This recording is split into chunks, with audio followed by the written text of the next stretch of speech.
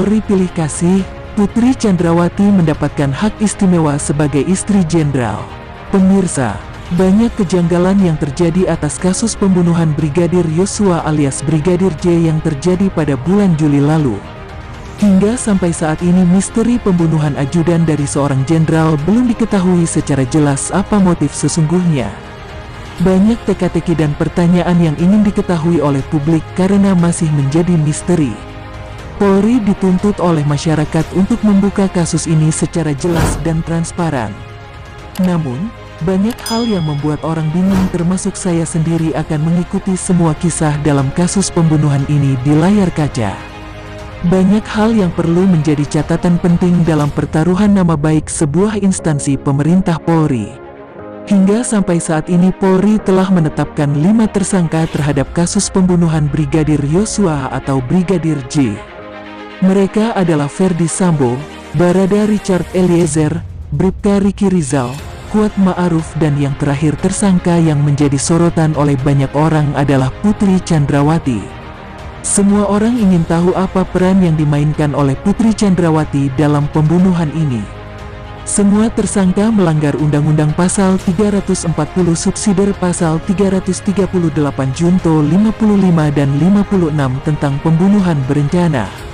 Hukuman yang akan diterima oleh semua tersangka adalah maksimal hukuman mati, tahanan penjara seumur hidup atau selama 20 tahun. Tidak ada pembelaan bagi mereka yang telah melakukan perbuatan sehina ini.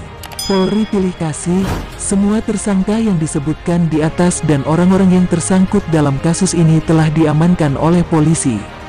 Cuma Putri Chandrawati yang memiliki status sebagai tersangka namun belum dilakukan penahanan atas perbuatan yang telah melibatkan dirinya.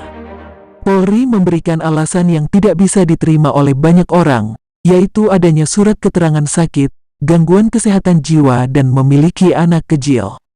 Hal ini tidak masuk akal dalam pikiran orang banyak.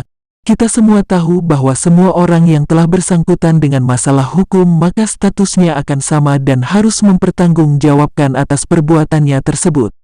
Terlihat dalam proses rekonstruksi kejadian atas peristiwa pembunuhan Brigadir Yosua alias Brigadir J beberapa hari lalu, keempat tersangka sudah mengenakan pakaian tahanan kecuali Putri Chandrawati. Hal ini kembali menjadi sorotan dan perbincangan hangat dalam semua kalangan untuk membahas kasus dan status tersangka pada pembunuhan Brigadir Yosua alias Brigadir J ini. Masyarakat menilai Polri telah melakukan tindakan pilih kasih terhadap status tersangka dalam kasus ini. Orang-orang akan membandingkan semua tahanan yang mengalami kasus hukum harus dilakukan penahanan. Tapi hal ini terlihat Putri Chandrawati mendapatkan hak istimewa yang membuat masyarakat kembali marah dan geram atas apa yang dilakukan oleh Polri. Bagaimana mau mengembalikan nama baik instansi Polri jika kinerja dan keputusan yang diambil oleh Polri meresahkan masyarakat? Apa masih layak untuk seorang yang telah ditetapkan sebagai tersangka diperlakukan istimewa? Saya termasuk orang yang geram dengan apa yang diperlihatkan oleh Polri kepada publik dengan tindakan dan keputusan yang tidak bisa diterima dengan akal sehat. Bagaimana tidak, kita semua banyak melihat kasus tindakan kriminal yang melibatkan seorang perempuan diperlakukan hal yang sama dalam hukum. Jika alasan salah satunya tentang anak kecil, coba deh dilihat banyak para wanita yang diperlakukan tidak adil oleh polisi dengan menahan mereka dalam keadaan yang tidak baik. Jika itu alasannya, masyarakat kembali membandingkan posisi Putri Chandrawati dengan para wanita yang memiliki nama besar diperlakukan penahanan dengan kondisi memiliki anak. Sebut saja Angelina Sondah, Vanessa Angel, almarhumah Sheila Marcia. Mereka ini memiliki nama besar yang diperlakukan sama di mata hukum.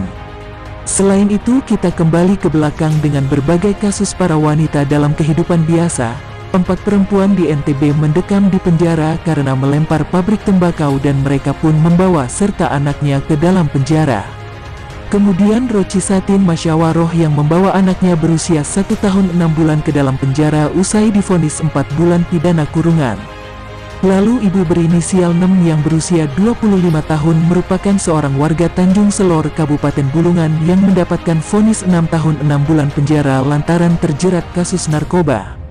Waktu ditahan ia dalam keadaan hamil 3 bulan hingga melahirkan di dalam lapas kelas 2 Nunukan, Kalimantan Utara, Setelah melahirkan ia pun membawa bayinya ikut serta ke dalam penjara. Semua nama perempuan yang disebutkan di atas baru sebagian orang yang memiliki status yang sama di mata hukum dengan tindakan pidana yang berbeda-beda. Jadi tidak masuk akal jika Polri memberikan alasan yang tidak logis seperti ini. Mereka membuat keputusan seperti baru belajar dan berusaha melindungi para tersangka untuk membuat drama baru lagi. Mungkin hal ini dilakukan Polri karena status Putri Chandrawati merupakan istri dari seorang jenderal. Hal ini tidak bisa dibiarkan. Publik sudah capek dengan banyak drama yang terjadi di dalam kasus pembunuhan Brigadir Yosua alias Brigadir J ini. Sudah saatnya Polri berlaku adil dan tegas terhadap semua pelaku dari pelanggar tindakan pidana ini.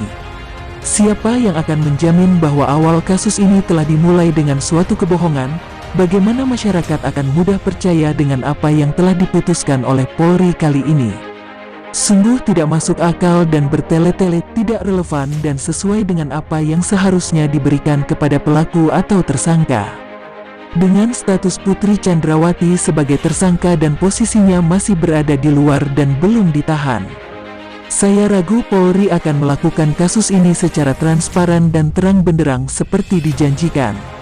Semua akan terbongkar pada saat persidangan dan semua orang akan menyaksikan itu semua. Akan ada drama lagi dan banyak kejutan baru tentang kasus pembunuhan Brigadir Yosua alias Brigadir J. Polri dalam hal ini harus segera mengambil sikap tegas dalam melakukan penahanan terhadap Putri Chandrawati.